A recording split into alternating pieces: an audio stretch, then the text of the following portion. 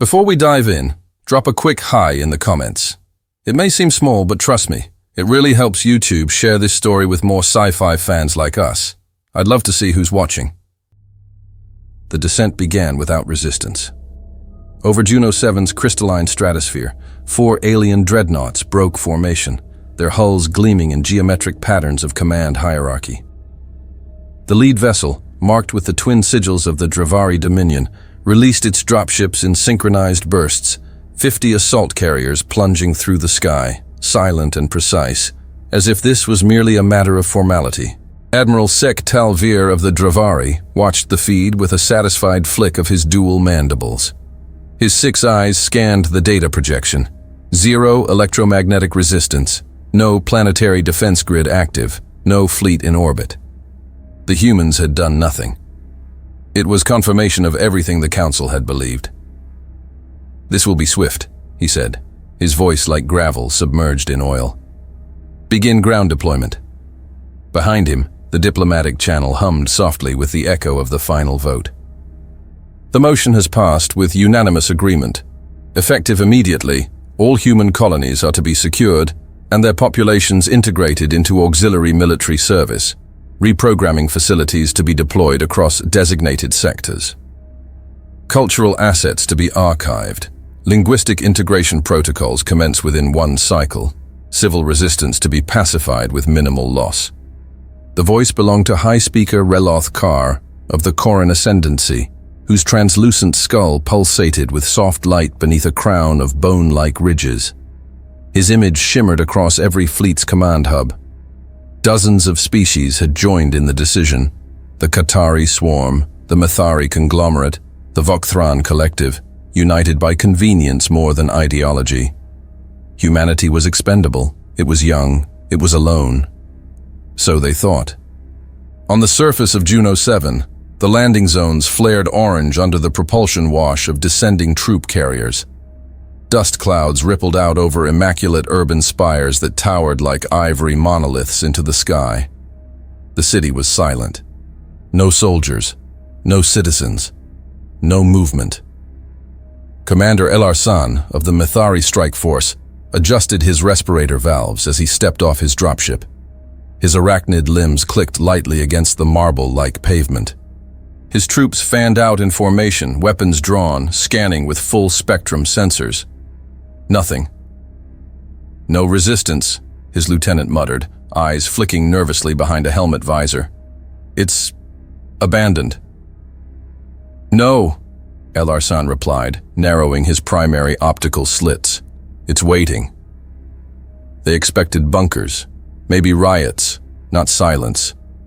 High above, the orbital feed zoomed in, feeding data back to the bridge of the Vokthran carrier Relaxis. Captain Drokel watched the images in silence. Juno 7's megacity was pristine, untouched by chaos or decay. But that wasn't what unnerved him. The geometry. Every tower, every boulevard, every plaza followed a design too precise, too patterned. The city was not arranged for comfort or function. It was structured like something mechanical, like something dormant. Before Drokel could voice the thought, a deep frequency pulse registered on the comms. Not sound, but seismic. A signal. It came from beneath the city. On the ground, the Mathari squads froze as a tremor surged through the pavement, silent but undeniable. A second followed, then a third, stronger than the last, and then Juno 7 awakened. At first, it was a hiss. The tops of several towers flared open like steel petals, their interiors glowing with incandescent blue light. Energy surged down internal conduits. What had appeared to be decorative spires split in half, retracting to reveal magnetic rail arrays. One by one, the towers of Juno 7 transformed. Apartment blocks split along hidden seams, revealing armor plating. Streets cracked and lifted, not from impact but by design. Massive turbine housings unfurled like blooming flowers, their cores igniting with plasma energy. "What is this?" his second-in-command whispered. Then came the sound, a low, guttural resonance that vibrated every bone in his body. It wasn't mechanical, it was alive. the ground beneath them exploded. From the center of the city, what once seemed like a civic monument rose on hinged pillars, the soil cracking and falling away as the head of an enormous machine surfaced. Its eyes, if they were eyes, burned with pulsing red light.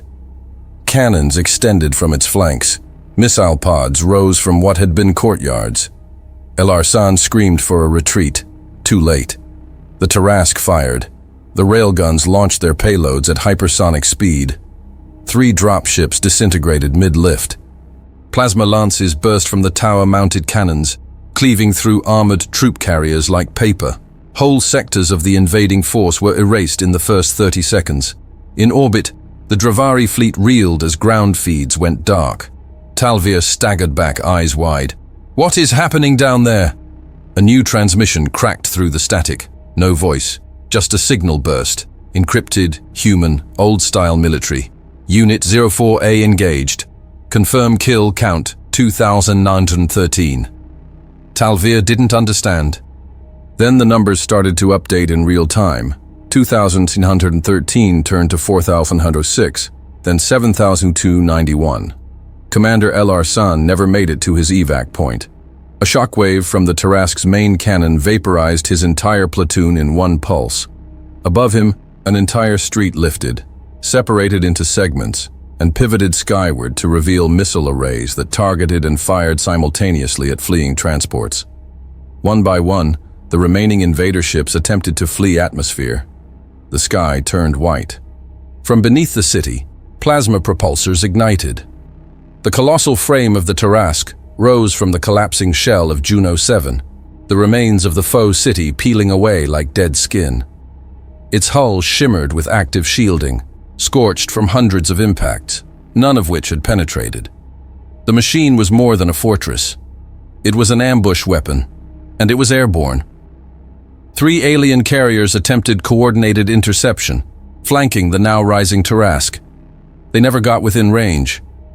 Automated countermeasures triggered from suborbital silos, hidden beneath the planet's crust, launched guided torpedoes that split into thousands of kinetic shards mid-flight. The carriers shredded apart like old parchment in a storm. Back aboard the Relaxis, Captain Drokel struggled to re-establish control. Dozens of comms channels screamed simultaneously, requests for support, for evacuation, for comprehension. None came. "Retreat to high orbit," he shouted. "All units." "Fall back." His screen went black, then flashed once. Unit 04A engaged. Current count, 21,487. Then another line appeared. Begin secondary wake cycle. From the moon's dark side, dormant relays began to blink. Just 2, then 3, as silent forms stirred beneath the regolith. Talvir had seen enough wars to know what was happening. This wasn't retaliation. It was preparation. The humans had not just built defenses. They had built traps. And now the traps were springing shut. As the remnants of the alien fleets tried to withdraw, their comms went dead. Jamming fields bloomed across the sector, cutting off navigation relays.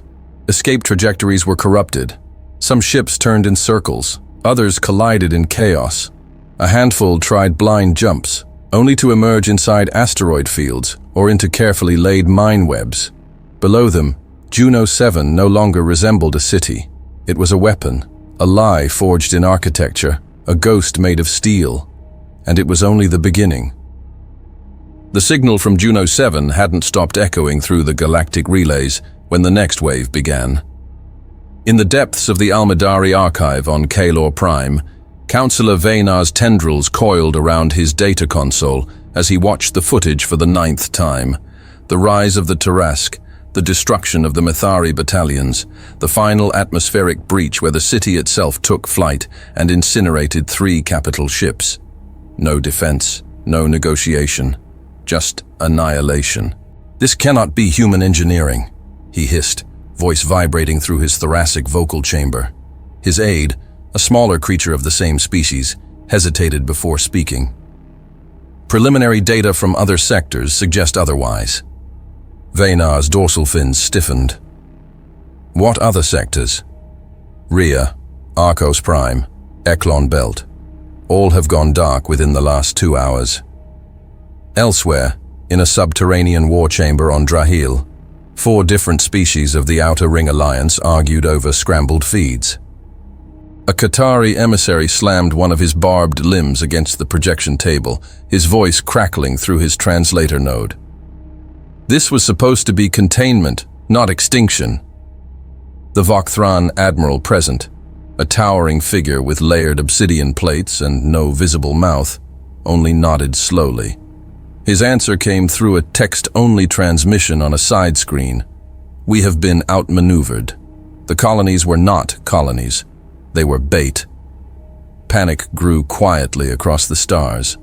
It wasn't the defeat that shook them. It was the silence from Earth. No declarations, no retaliation orders, no messages at all. Across 12 sectors, task forces regrouped and launched fresh fleets toward human-controlled systems, determined to restore order before fear turned to collapse. Reinforcements moved toward Rhea, a Class 4 terraforming site known for its agricultural exports and low-tech civilian population. Scouts reported minor thermal anomalies, likely geothermal activity. No sign of weaponry. They arrived to find the city collapsed inward. From orbit, it resembled a sinkhole, but it was structured, deliberate. An inverted shell of steel curled around a central core that shimmered faintly under active shielding. And before they could process what they were seeing, the ground ignited. Massive pylons erupted from the crater walls, firing coordinated shock pulses in perfect arcs. The invading ships fell into a kinetic trap, dragged into a spiraling descent. Above them, what looked like a weather station unfolded into a plasma bombardment turret. Within 7 minutes, the fleet was gone. At Arcos Prime, a similar pattern played out. Scans revealed what appeared to be an orbital ring undergoing construction. The fleet approached cautiously, trying to establish contact. The ring responded with a focused EMP pulse, so precisely modulated it bypassed shield harmonics and fried every navigational interface on the alien cruisers. Then the missiles came, launched from inside buildings, from fake comm towers, from sculptures in public parks. By the time the 5th colony responded to attack, the galaxy had lost over 40,000 troops and 16 capital vessels. And Earth remained quiet. In low orbit above Earth, aboard the UEDF flagship Elminster, the command deck was bathed in dim, tactical lighting. Holographic interfaces flickered with real-time data from the far reaches of human-occupied systems. At the center stood General Jansen Miles. Around him, the bridge was manned by a dozen officers, veterans with lined faces and still fingers, young tacticians with sleepless eyes and clipped voices. None spoke unless prompted. Not because they feared him, but because no one wasted time when the general was present. Miles stared at the projection of the Calderis sector, Juno 7 now marked as a red starburst with no labels, just numbers. Below it, new icons were appearing: Rhea, Arcos Prime, Eklon Belt. Each marked in gray, then red, then dark green. The green meant success, not survival, not victory, execution. Captain Lennox approached quietly, a datapad in hand. Confirmation from Eklon Belt. Secondary units synchronized. No surviving vessels. Miles didn't look away from the projection. Response time? 6 minutes. Full intercept cycle. He gave a single nod. Acceptable. Behind him, Lieutenant Adrian Stewart, one of the youngest officers on the deck, swallowed hard as he monitored live telemetry from Arcos Prime. "They're trying to regroup," he muttered. Miles turned slightly. "Define they." "The Council fleets. We're seeing unit realignments near the Avara Rim. 9 battle groups from at least 4 species converging." "Good," Miles replied. "Let them." There was no applause on the bridge, no cheers. Only the hum of coordination and the soft sound of fingers gliding across glass. "Bring up Rhea," he said. The hologram shifted. A flattened terrain map appeared, showing a dissected topography of the colony site. He pointed to a structure on the southern edge. "Who authorized artillery to launch from this district?" Lennox stepped in. That was Colonel Harron's call, sir. The evac failed. He acted on priority. Miles studied it for a moment, then gave a short nod. Note the discretion. He made the right call. Stewart leaned forward. Sir, they're still trying to contact us. Miles raised an eyebrow. Which sector? Multiple. Joint transmission from Corin, Methari, and Dravari. They're requesting dialogue. Ceasefire terms. The room went quiet. Miles paused. Are any of our forward operations active within their communication range? No, sir. Then we're not hearing them. The room resumed movement. In the outer ridges of the Eklon belt, the latest invasion force met its end inside an asteroid field, one rigged with proximity mines and gravitic traps disguised as mining equipment. The fleet barely had time to deploy before the rocks themselves detonated, turning the battle into a slaughter in seconds. One alien captain, Threx Voller of the Qatari swarm, survived just long enough to send a final burst transmission. Humanity deceived us. The colonies were warships. The cities were weapons. You must understand, they were waiting. He died seconds later when an orbital kinetic spike drove through his command bridge at Mach 17. No blast. Just a line of heat through metal and atmosphere. Then silence. Back aboard the Elminster, Miles stood before a separate display, one not projected to the rest of the bridge. It was old. Older than most of the people serving under him. The interface was blunt, utilitarian. No hollow, no ambient glow. Just a column of green text across a black background. Project, Tarask Active Units, 06 Sleeping Units, 19 Strategic Readiness, Green Counteraction, Locked Neural Sync, Stable. He stood still, jaw set tight, eyes unmoving as if trying to see past the data. His reflection hovered faintly in the glass, weathered features framed by the quiet weight of consequence. One hand hovered over the controls, his fingers curled, then relaxed. A new prompt blinked to life. Do you wish to initiate Global Phase 2? Miles stared at it for a full second. Then he didn't touch it. Instead, he turned toward the command floor. Initiate dark scans on all frontier colonies. Anomaly sweeps every 12 minutes. Include atmospheric static drift. Captain Lennox turned sharply, brows tightening. Sir, that includes civil sectors. We'll set off early evac triggers. Panic. Miles nodded once, eyes steady. Then let them panic in the right direction.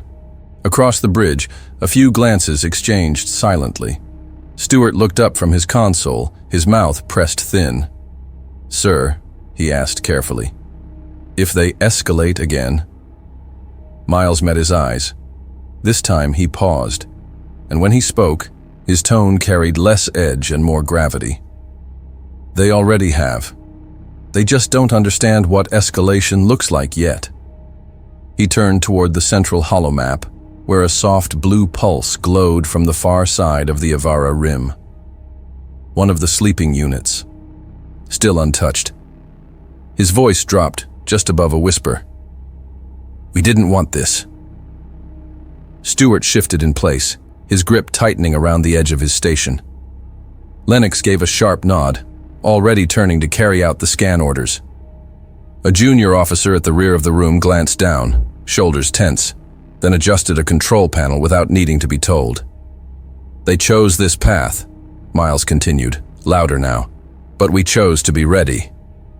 He walked back to the center of the bridge, stopped, turned.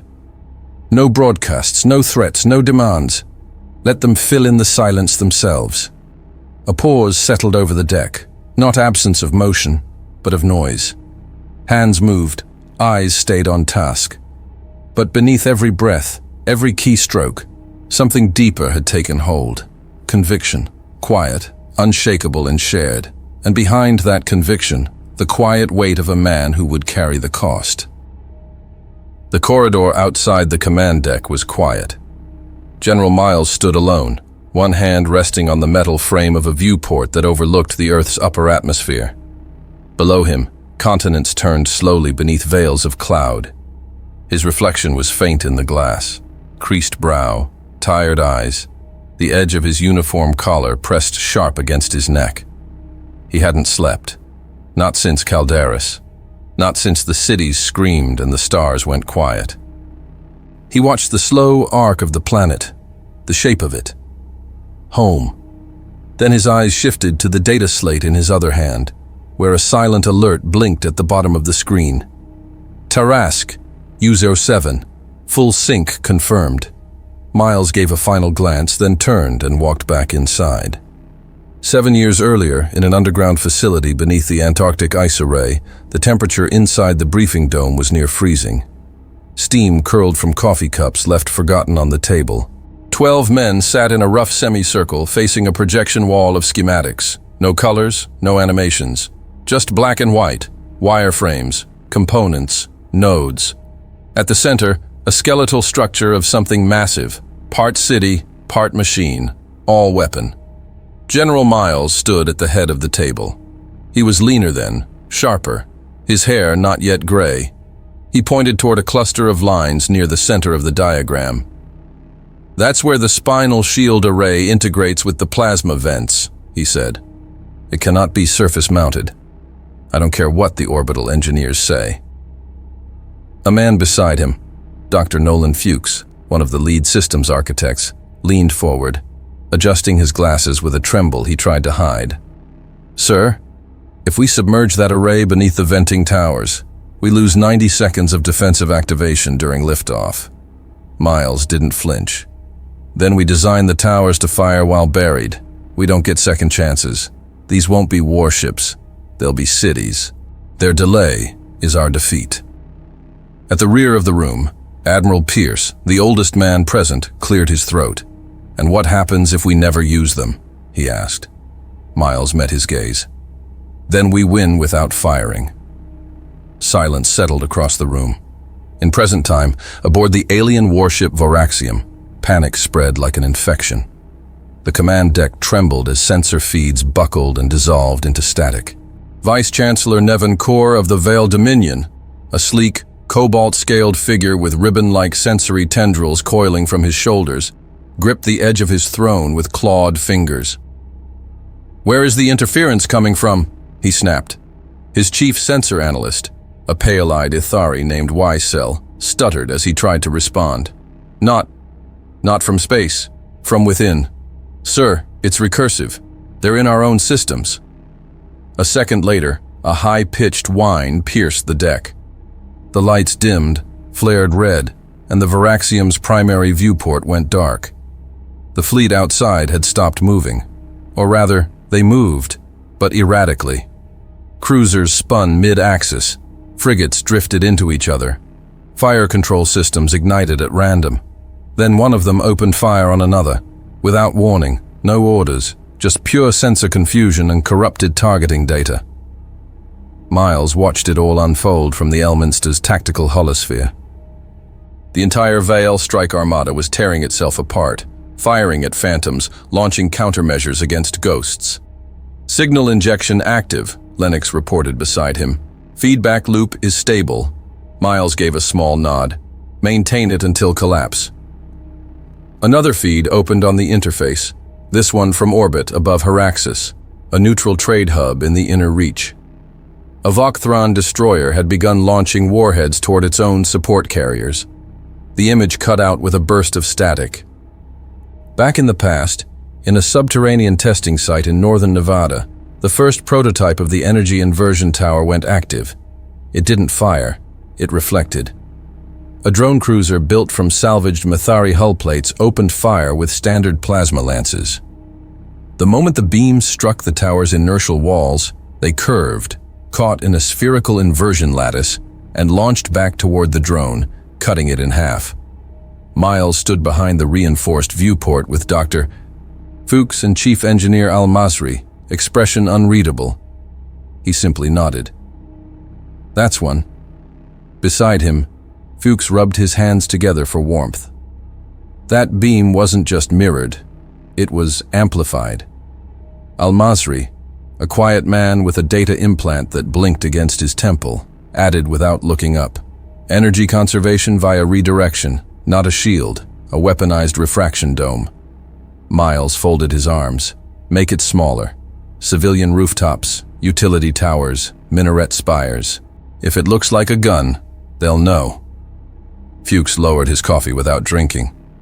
Al-Masri blinked once, then looked away from the viewport.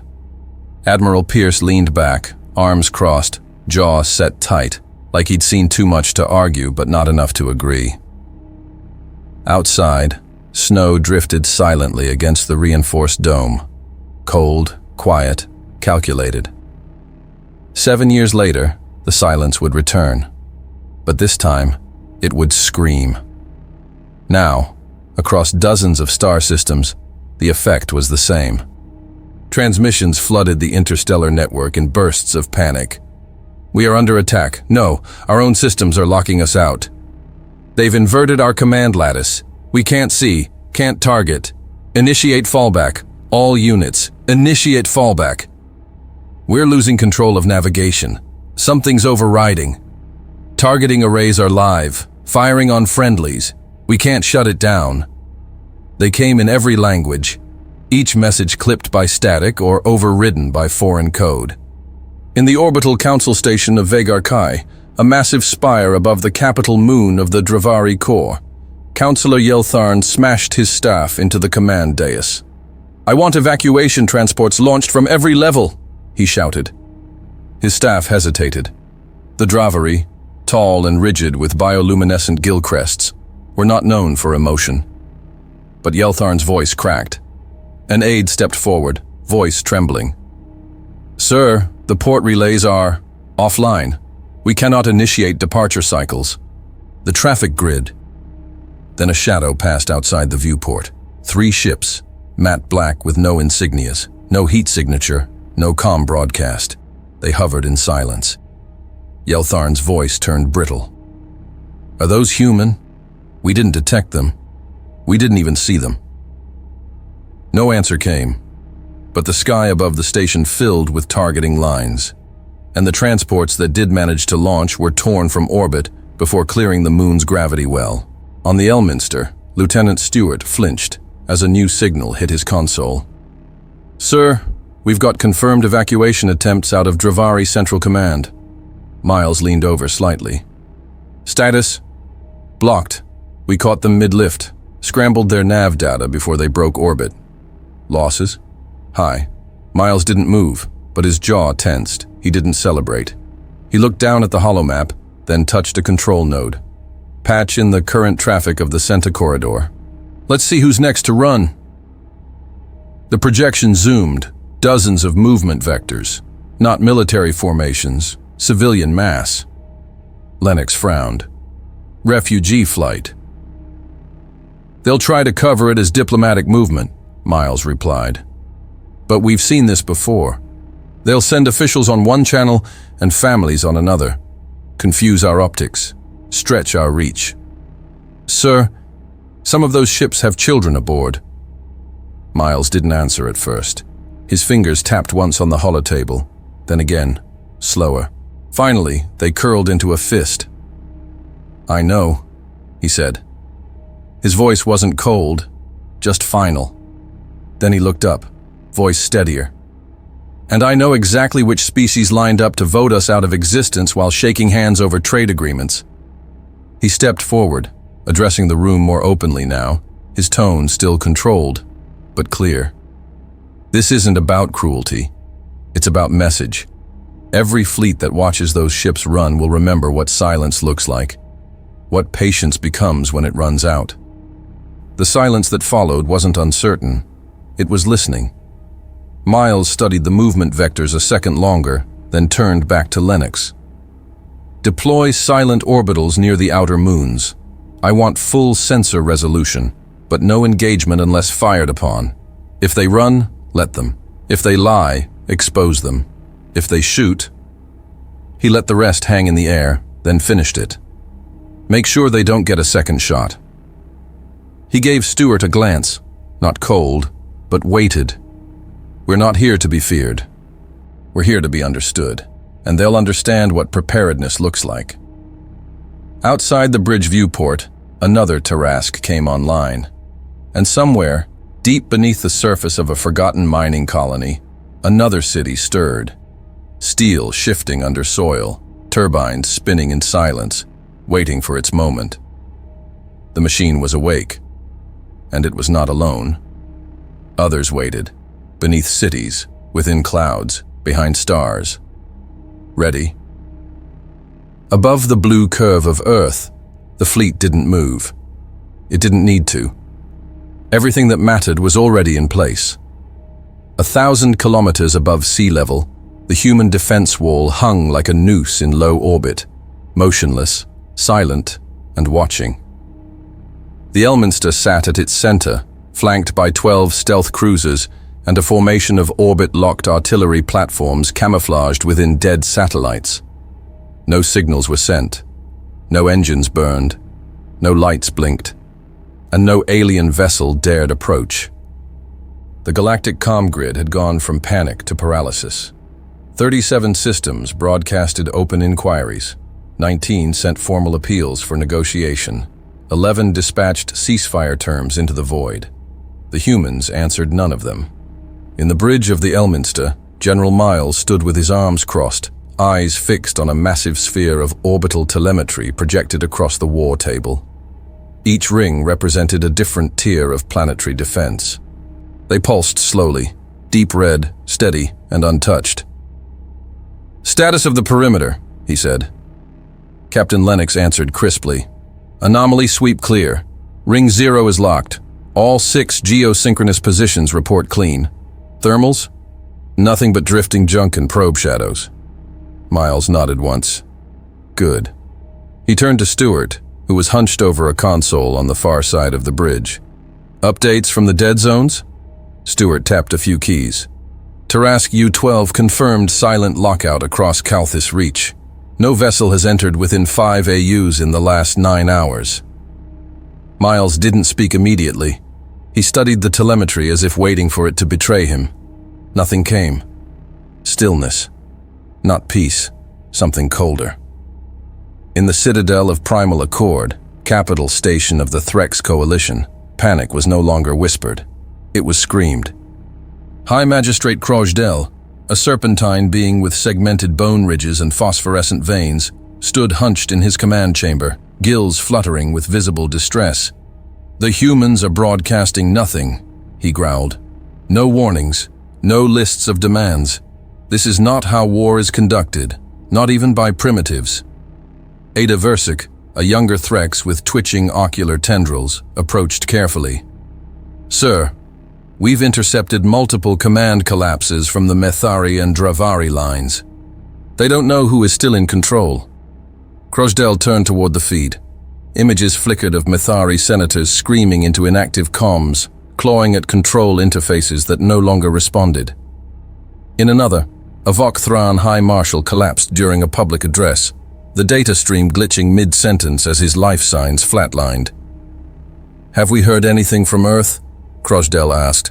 "Only silence." "Then we should assume we've already lost." The ring around Earth stirred. Not visibly, not to the untrained eye. But across the Elminster's systems, thousands of dormant protocols pulsed awake. Automated defense units synced orbital trajectories. Kinetic rail platforms shifted by microscopic degrees. Above the Indian Ocean, a cluster of disguised resource satellites shed their outer shells and locked into attack position, exposing neutron coil cannons meant to defend entire hemispheres. Miles watched it all come online. He gave no orders. He didn't need to. Each system had been waiting. "Phase integrity?" he asked. Lennox scanned the readings. Green across the board. Ring 1 and 2 have full weapon charge. All mirror arrays are aligned. Stewart looked up. "Sir, atmospheric optics confirm some visual anomalies from the ground. Civilian visibility increasing." Miles nodded slowly. "Let them see. They need to know we're still here." He stepped forward, arms at his sides, face unreadable in the blue glow of the projection. Behind him, a soft chime interrupted. "Sir," Lennox said, adjusting his console. "Unidentified mass just breached magnetic silence over the western ridge. Size matches a light scout class, probably recon. Heading: on intercept with Ring 2. Speed low, no weapons hot. Let the AI take it. A faint hum passed through the deck. In orbit, high above the Pacific, the scout ship passed the threshold of Earth's magnetosphere. It disappeared. Inside a concealed node of Ring 2, the Autonomous Defense Intelligence, Cicada 4, tagged the vessel, mapped its interior, identified 3 occupants, and disabled all electronic functions in under 4 seconds. 1 second later, its propulsion ignited in reverse, dragging the vessel to a controlled halt just shy of the second ring. Back on the Elminster, a new feed opened. 3 alien infiltrators, species, Gahari, slim and multi-jointed with chlorophyll skin and cranial implants, sat frozen inside their vessel as hard light clamps secured their limbs. No movement, no chance to escape. Cicada displayed their entire infiltration protocol line by line, hacked and decrypted in real time. Stewart blinked at the screen. They thought they'd make it past that? They were never meant to survive, Miles said. They were meant to test us, or scare us. And now, Miles gave a faint shake of his head. Now they're part of the silence. The silence deepened. On the Mathari capital moon of Lox Varen, live broadcasts began to show fractures. Anchor feeds stuttered midstream. Government panels blinked out mid-session. On one stream, a senior administrator wept openly as her broadcast failed, clutching at the signal node as if begging it to speak. On the triunet of Corin, Supreme Overseer Halik Vo, his gelatinous form contained within a rigid armored frame, attempted to issue a system-wide declaration of ceasefire. The words never transmitted. The human kill satellites orbiting their comm array had already realigned. Back on the Elminster, Lieutenant Stewart watched it all come in, slow, broken, and unraveling. "Sir," he said more quietly, "they're breaking. They don't understand what's happening, what we're doing." Miles turned toward him. His expression wasn't angry. It was tired. They're used to fear that speaks, that demands, that barks before it bites. He moved closer to the central interface, placed both hands on its edge. They've never seen fear that waits, that listens. A pause. Then Stewart asked, "Do we talk to them now? Do we respond?" Miles stared at the orbital layout for a moment. Thousands of vessels, none human. Not one closer than 5 AUs. He looked out the forward viewport. Not yet.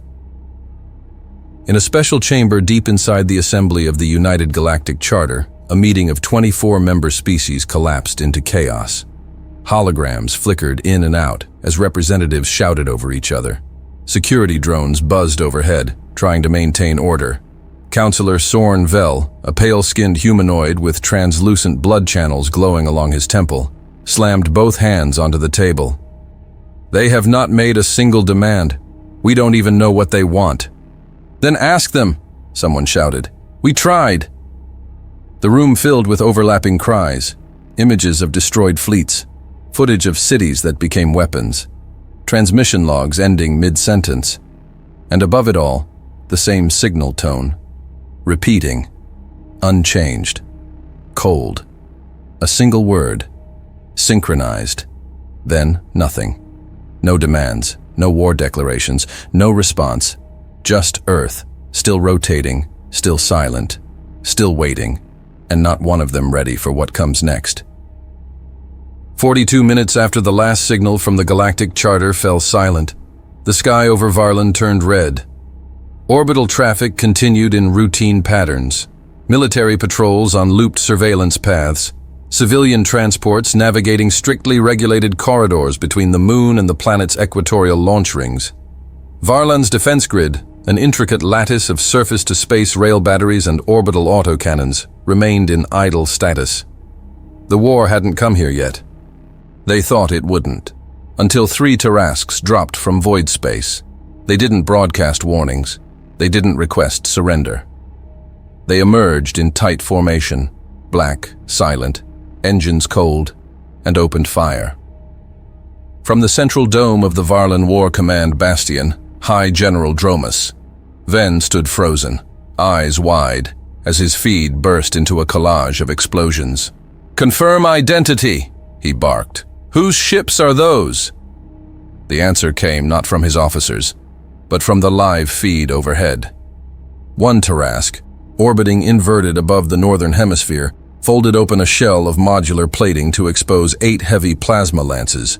They lit up the upper atmosphere with coordinated fire, tearing through the orbital gun grid in synchronized bursts. A moment later, Ven's chief analyst gasped, "Human. Confirmed. All 3. The war room fell into chaos. "Redirect planetary shield generators. Get the moon batteries online, now." They bypassed orbital detection. How? "They were already here," someone muttered. Outside, one of the Tarasks banked low. It didn't behave like a ship. It twisted in flight like a living thing, its outer plates shifting form, revealing launch cavities hidden beneath fake sensor clusters. It dropped kinetic spears onto the southern military district, breaching the underground hangars that stored most of Varlan's deep assault carriers. Ven took a step forward, then another, and then the feed went to static. He never made it to the console. In the orbital outpost above Kalor's southern arc, General Arash Volk paced in front of a translucent command array. His tusked face was tense, eyes locked on the incoming transmission from the planet below. "We've located the refugee camp," his operations officer reported. 137 human signatures, mostly non-combatants. Local terrain confirms it's a former agricultural depot, no defenses. Volk narrowed his gaze. "Escort 2 strike wings, non-lethal suppression. Capture, not kill." A younger officer hesitated. "Sir, should we really be focusing on this? With everything happening across the sectors?" Volk didn't look back. "We can't allow human assets to regroup. That camp is bait for something worse. We secure it. We control the narrative." The wings launched. 5 minutes later, every sensor on the Kalor orbital screen went blind. The fleet dropped into visual-only tracking. Below, the depot lit up, not from explosions, but from gravitational spikes. Readings made no sense. Pull vectors reversed, mass readings destabilized, telemetry corrupted. Then came the rupture. A localized spacefold detonated just beneath the soil, artificially generated, directed inward. A miniature black hole bloomed at the center of the camp. Volk's heart stopped. Pull them back. Pull them back now. Too late. One by one, the ships began to bend toward the growing singularity. Frigates twisted out of alignment, their own inertia dragging them into the vortex. A capital-class cruiser tried to burn retrograde, but the field tore it apart mid-spin. There were no screams in the transmission, just system failures. One by one, the fleet vanished into the void. On the Elminster, the room was silent. General Miles stood at the observation ring, watching the chaos in Kalor's orbit unfold on a split screen. Left side for optical feed, right side for telemetry overlays. Captain Lennox approached, voice low. "Varlan's defense net collapsed in 38 minutes. The last station detonated under its own reactors." Miles didn't speak at first. He closed his eyes briefly, as if trying to absorb the weight of the words rather than react to them. When he opened them again, his voice was quiet. "Understood." Lennox hesitated. Kalor confirmed. Singularity weapon deployed. 16 ships gone. No survivors. Miles nodded, his hands clasped behind his back. "I saw." Behind him, Lieutenant Stewart leaned forward, careful, tentative. "Sir, we've neutralized their strongest systems. The rest will scatter. Should we stand them down?" Miles turned slowly. His eyes carried no triumph, only fatigue, and something deeper. "They voted together," he said, not with anger, but with effort. "They gave this shape its beginning. We are giving it its end." Stewart's tone softened. "But sir, some of their officers are calling for surrender. There are civilian corridors. Families trying to evacuate. Miles looked at the younger officer for a long moment. Then he stepped closer, lowered his voice. "I know what's out there, Stewart. I've seen the images, heard the transmissions. You think I don't hear the voices?" He looked down at the console, then back out toward the stars. "They weren't all soldiers, I know that. And still, they voted to make us slaves, to reprogram our children. We didn't choose this." He paused, his voice barely above a whisper. "But we did prepare for it." He stepped back, composed again, but heavier than before. "Monitor the evacuation lanes. Any sign of engagement from their side, we disable. No preemptive strikes. Not unless there's no other choice." Stewart gave a quiet nod, his expression conflicted but calmer. Miles looked to Lennox. "If there's a way through this without more blood, we take it." And then, with a voice steadier, anchored by duty and not by vengeance, "But if they force our hand again, we finish what they started."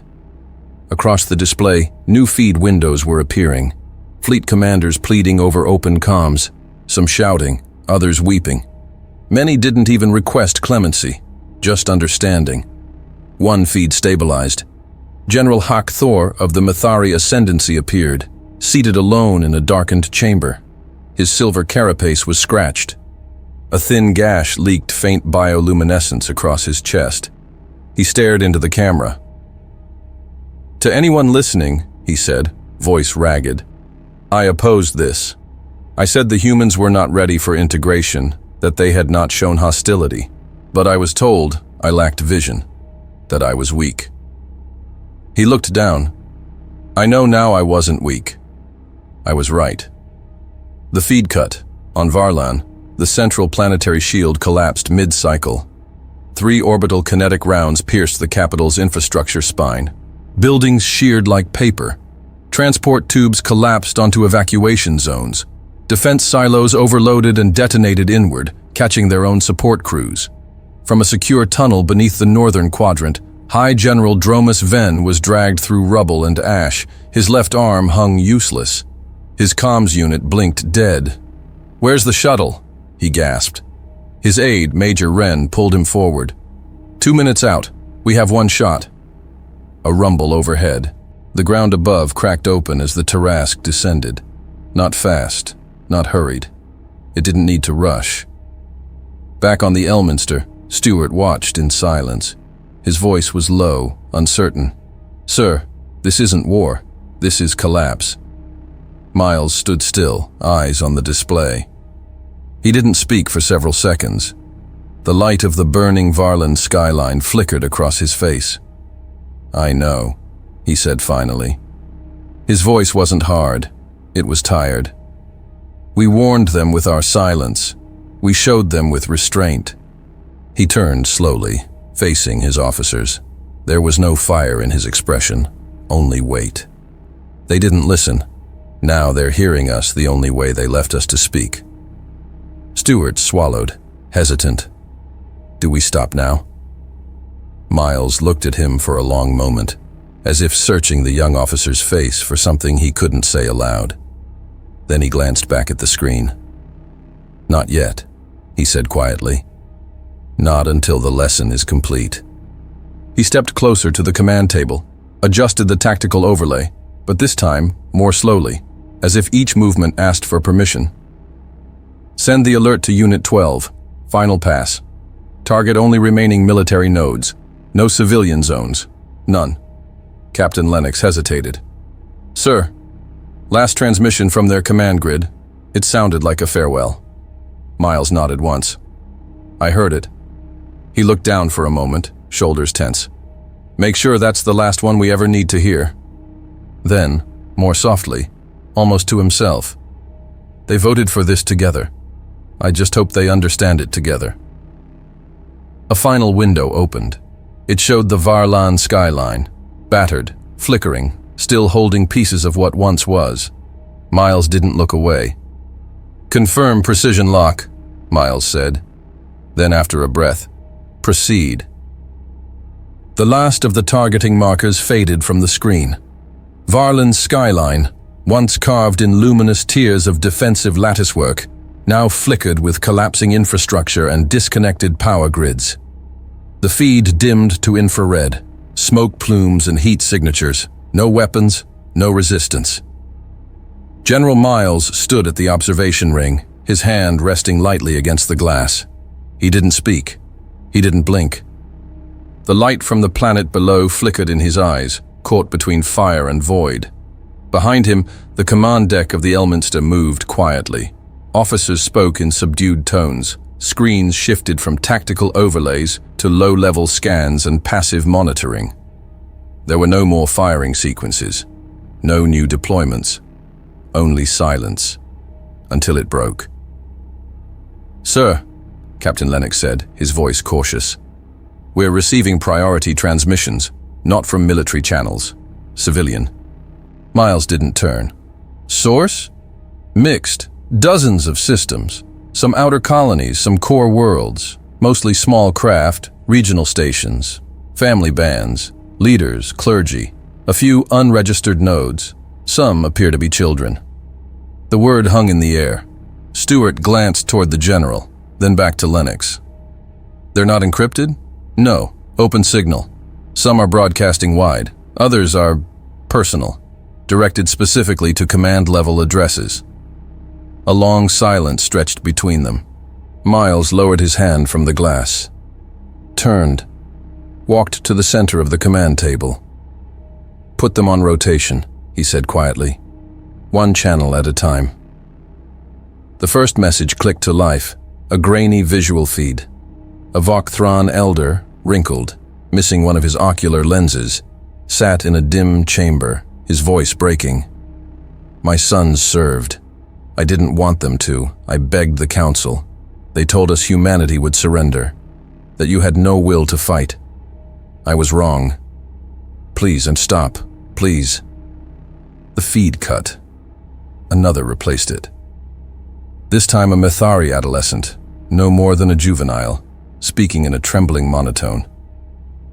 "We don't have lights anymore. We've been underground since the fleet fell. My uncle said we should pray, but I don't know who to pray to. Will you come for us?" Miles didn't move. His jaw tightened. A third signal came through. A mid-level Qatari civic official, sobbing, half her mandibles removed in what looked like a riot. "We never voted.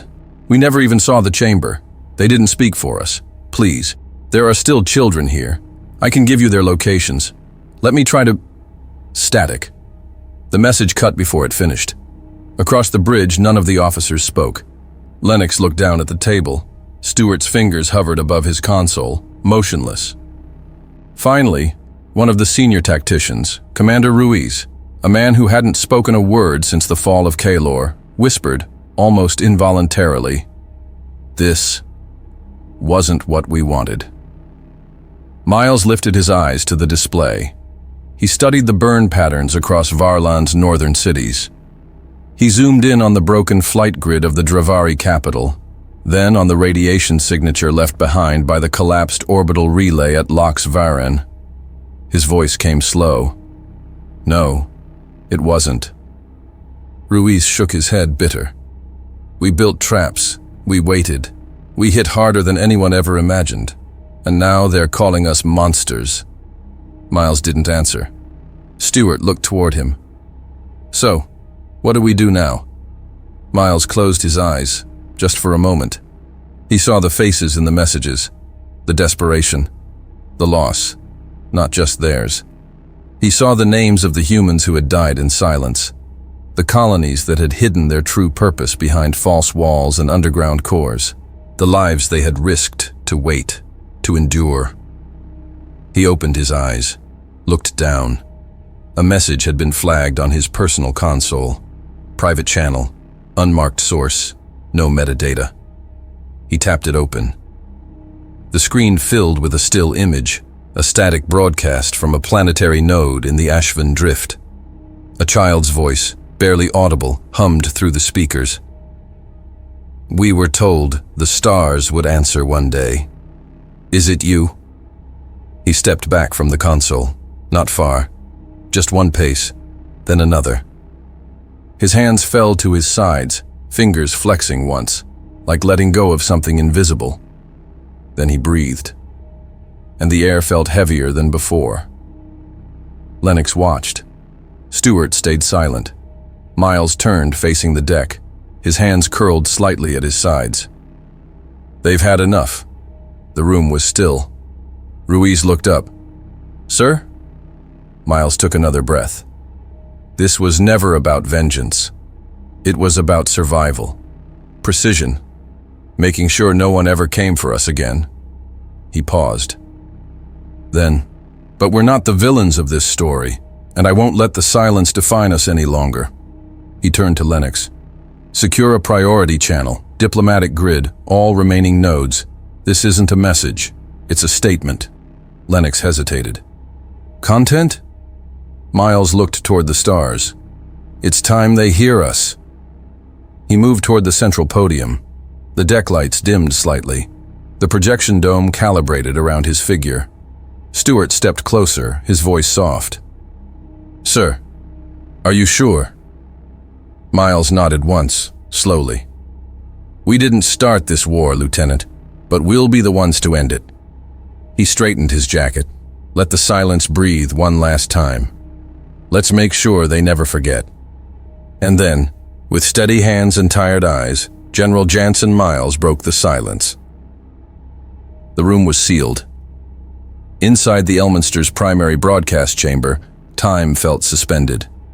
The walls, obsidian black composites lined with sensor filaments, seemed to pull sound out of the air. No hum of reactors, no idle chatter, just silence. Waiting. General Miles entered through the aft bulkhead with quiet steps, the hiss of the pressure door closing behind him. He was already in uniform, pressed, unadorned, marked only by the faint silver trim that signaled command authority. No medals, no ribbons. Not today. A wide lens hovered silently ahead, suspended by 3 stabilization arms. Dozens of micro-actuators shifted as it adjusted to his presence. Above the lens, a red light remained dark. Not live. Not yet. Across the chamber, recessed screens came to life in slow succession. Tactical footage, planetary surveillance, debris fields, abandoned corridors, dozens of systems, dozens of ruins, quiet images stitched together into a mosaic of consequence. None of it looped. It didn't need to. Captain Lennox stood behind the soundproof glass of the operations deck. Commander Ruiz and Lieutenant Stewart flanked him, overseeing relay synchronizations and fail-safe isolation parameters. Every comm node from the core worlds to the fractured edges of coalition space was aligned. This broadcast wouldn't ask for permission. It would arrive, uninvited, undeniable, and uninterrupted. In the back corner of the chamber, a junior technician second-class Daniel Price, held a diagnostic slate against his chest. His hand trembled once before he noticed and steadied it. He stepped forward, carefully. "Sir," he said, voice soft but audible, "are you really going to say all of it?" Miles didn't look away from the lens at first. Then he turned, eyes level. "Yes." Price hesitated. "They've already lost so much. There are colonies offline, leaders missing, families gone." "We lost them too," Miles said. "Ours just didn't make the broadcasts." His voice was calm. Tired, but calm. "No species chooses chains," he said. "We didn't, and no one else should be asked to." Price nodded once, though his face remained tight. "It's just, there's a lot of pain out there, sir. I don't think they expected to lose so much." Miles looked at him, his eyes firm but not unkind. "Neither did we." The tech gave a nod, then backed away, disappearing into the shadows near the rear console. Miles approached the podium. It was a circular platform raised by 3 steps, its edges lined with proximity triggers and biometric locks. As he stepped into position, the chamber lights adjusted. Cool white, no shadows, no color correction. Only clarity. A stillness settled across the room. Ruiz's voice came through the speaker grill. measured and quiet. Transmission grid synchronized. 63 primary systems aligned. Secondary waveforms prepped. Feed will override all channels. Civilian, military. It's the only voice they'll hear. Confirmation code? Miles asked. Echo Delta 39, Lennox replied. Miles nodded once. Proceed. A low harmonic tone pulsed once through the floor, barely perceptible, except for the way it made the lights hum for a fraction of a second. Stewart adjusted a side control, scanning signal integrity. We're ready on your command. Miles didn't answer immediately. His eyes drifted upward, toward the nearest projection wall. It had shifted. Now it showed a panoramic sweep of the Kaelor debris field, jagged metal silhouettes hanging in orbit, trailing slow arcs of frozen atmosphere and fragmented hull plating. Once a military core, now just silence. Another screen shifted to a top-down view of the Varlan capital. Still smoking. Shield lattice burned out. Transport lines crumpled like ribbon. Then came Rhea. The underground launch tubes exposed. The tower shells cracked open to reveal the armor beneath. A colony built to house civilians, reborn as a machine of war. Miles's gaze lingered a second longer. Rhea hadn't roared. It had waited. And that made it more dangerous than anything that had. On another screen, footage from an intercepted transmission flickered in monochrome. A Dravari senator crying off camera. No words. Just the sound of air recycling in a chamber too large, too empty. Miles lowered his eyes to the podium surface. The biometric sensors recognized him and unlocked. The lens blinked twice, calibration complete. The red recording light remained unlit, but now it was listening. He breathed in slowly. Let it fill his lungs. Let the weight of the past month stretch across his shoulders. And then he exhaled, steady. His hand hovered above the activation key. Behind the soundproof glass, Lennox, Ruiz, and Stewart stood motionless. No one in the chamber moved. Not out of fear, but because this wasn't a message. It was history, being sharpened into words. Miles stayed there, silent, one breath away from the signal that would reach every star still spinning. And when he finally gave the order, he did not raise his voice. He didn't need to. The light above the lens turned red. Across the stars, it began.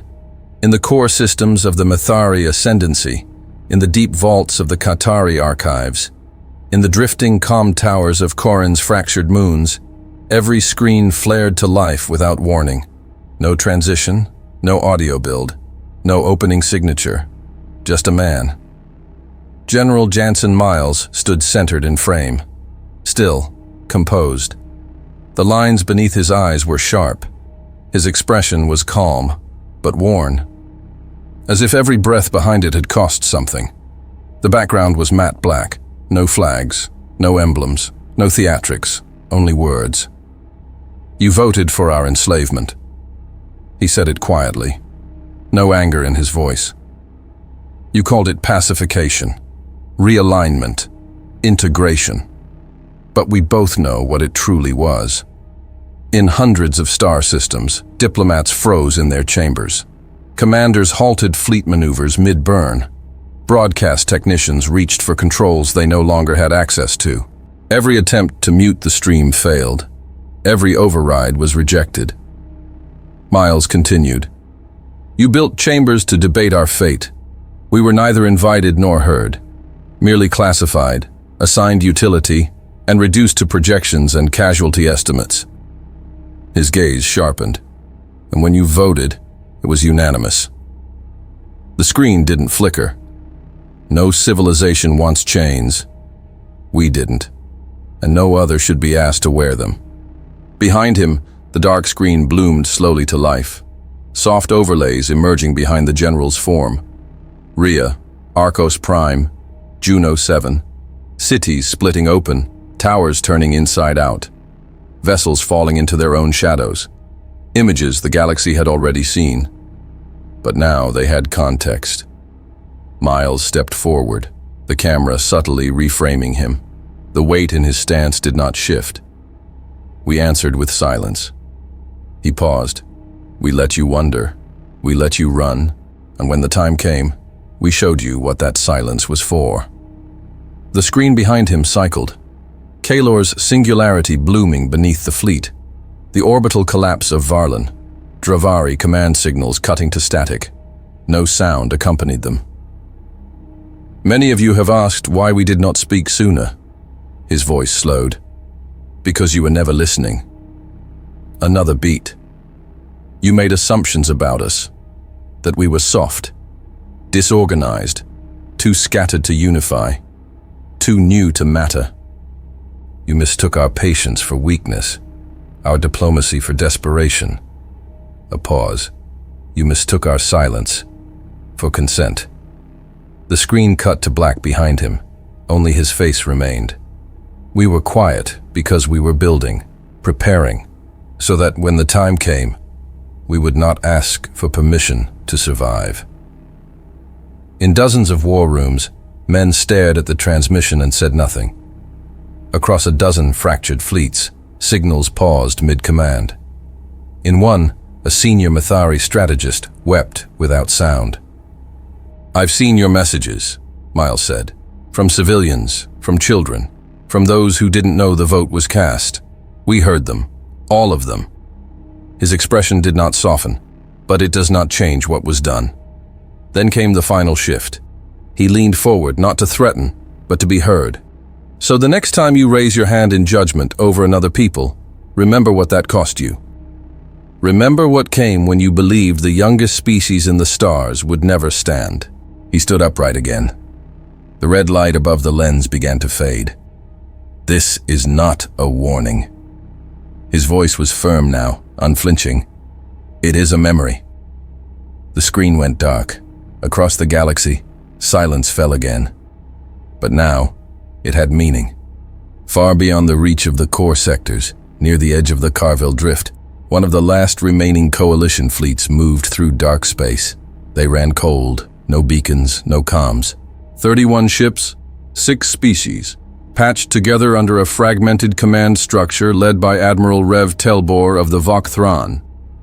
Telbor stood in the command bay of the Ravoon's edge, his tall frame partially hidden beneath a long mantle of armor plates and sensory rigging. His 4 eyes blinked out of sync. The silence around him was heavy. The broadcast had played only minutes ago. No one spoke since. Status, he finally asked. His first officer, a slender Qatari named Vek, kept his voice low. Our path to the fringe relay is blocked. Deep scan just confirmed 3 new heat signatures at the edge of the vector.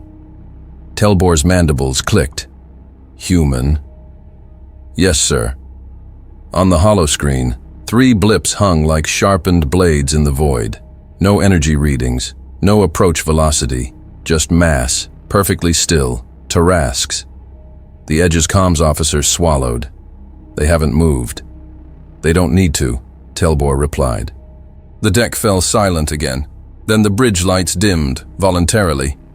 The crew began powering down systems, one station at a time. Shields lowered, weapons safeties engaged, propulsion halted.